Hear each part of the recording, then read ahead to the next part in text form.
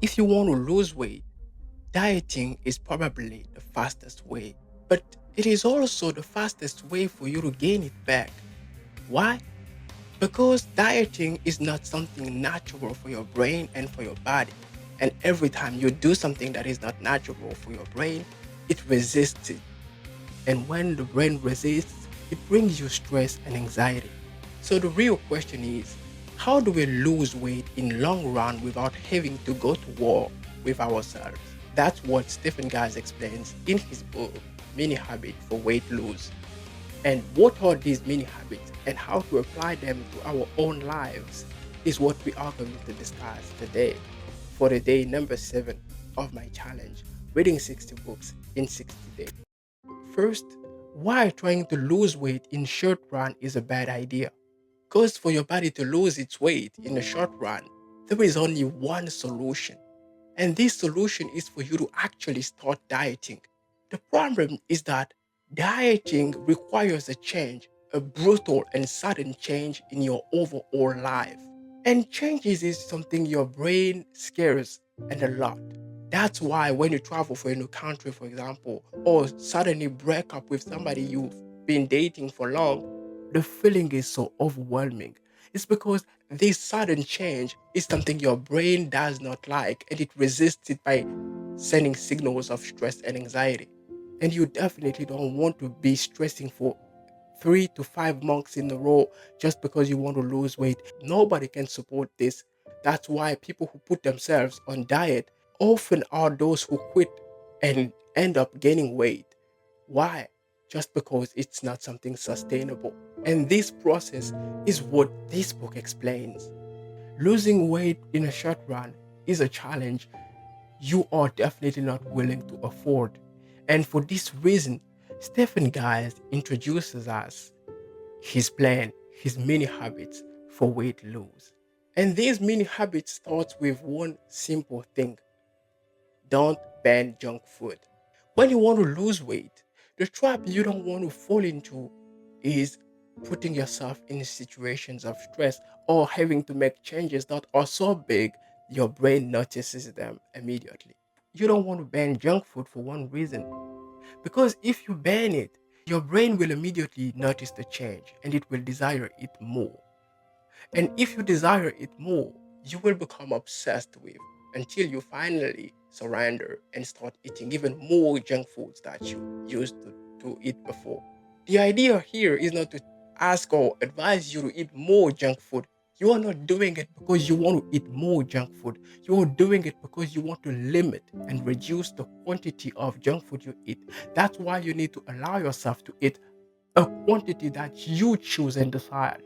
What you need to understand about your diet and what you eat when you try to lose weight is that you need to do everything in a mindful way. You need to have this goodwill of choosing, I want this, I don't want this.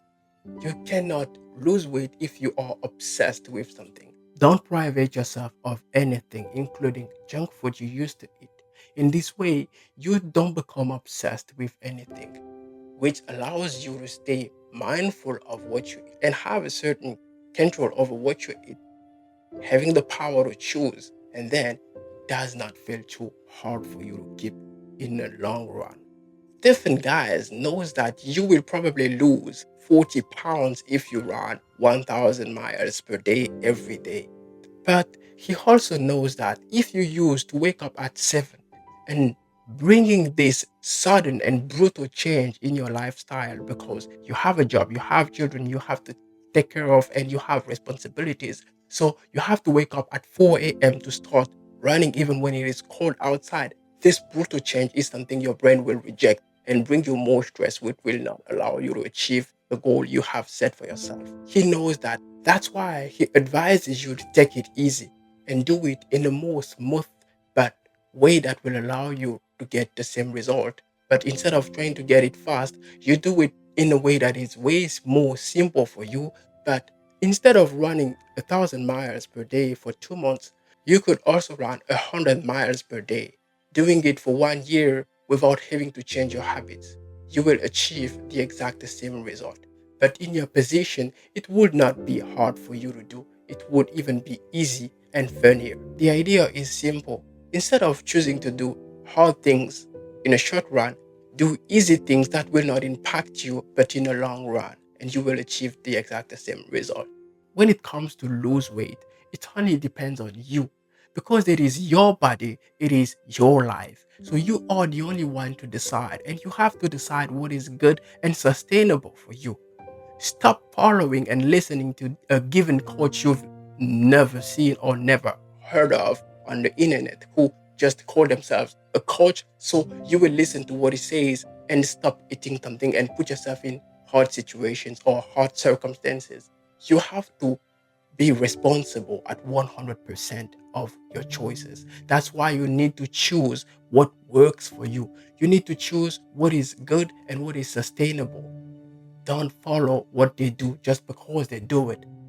The idea is that you will lose weight anyway, no matter you do it in the long run or in a short run. The problem is that in a short run, it is too overwhelming. In a short run, it is too hard for you to stick to the thing. That's why you need to choose to do it in the long run, but stay responsible and try to control because this is the only thing. He gives you 100% control of the choices you make, of what you eat, how you train, how you sleep.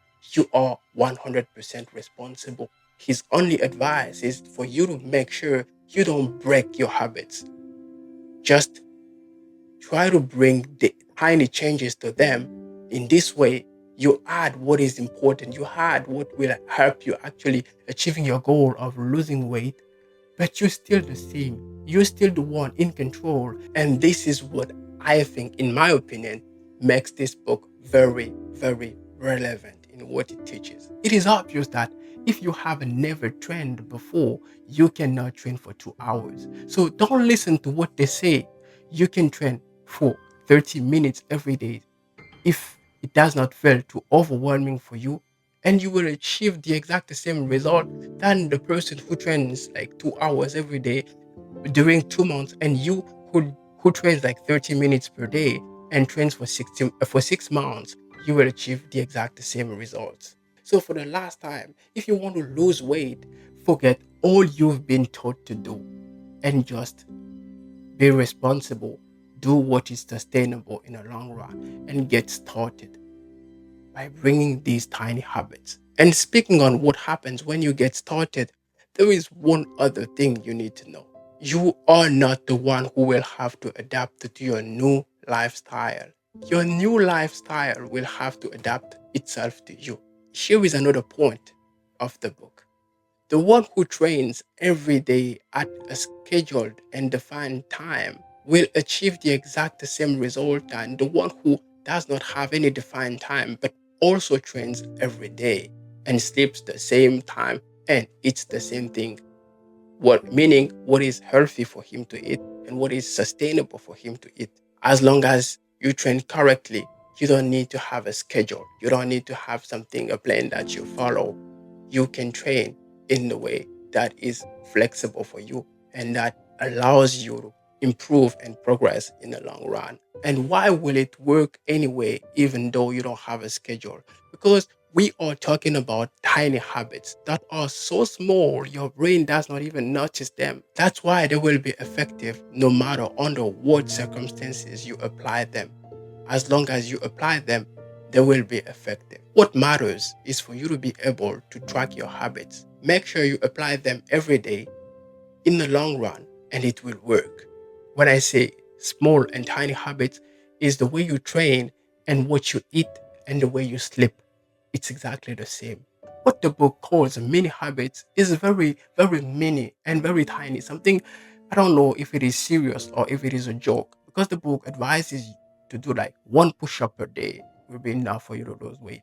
I don't know if it is serious, but one thing I know for sure is that your training program, the time you sleep, and your diet will help you losing weight anyway, as long as you just bring the tiny changes to them. Meaning, you have to train, do your best to eat healthy, and sleep enough. Then you will lose weight. That's what Stephen Guise has taught us in his book, Many Habits for Weight Loss. I hope this video was useful for you. It was the 7th day of this challenge. I will then see you tomorrow for the day 8.